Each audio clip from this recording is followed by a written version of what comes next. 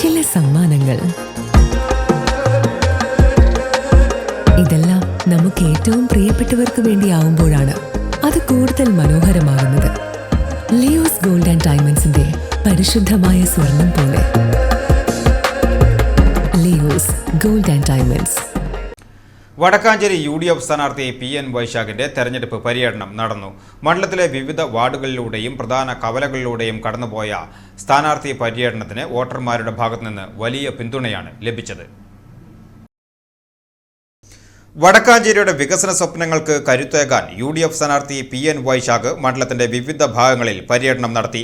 രാവിലെ 8 മണി മുതൽ പ്രധാന കേന്ദ്രങ്ങളിൽ സന്ദർശനം ആരംഭിച്ച സ്ഥാനാർത്ഥി ഉച്ചയ്ക്ക് 3 മണിയോടെ കാട്ടിലങ്ങാടിയിൽ നിന്ന് വാഹന പര്യടനം തുടങ്ങി.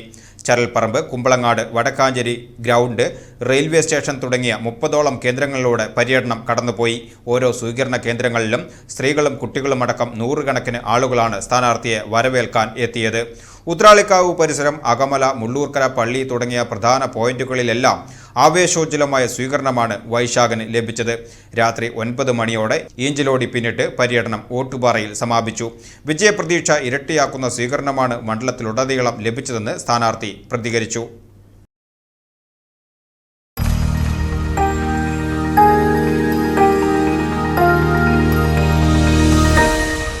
You are watching VCV News.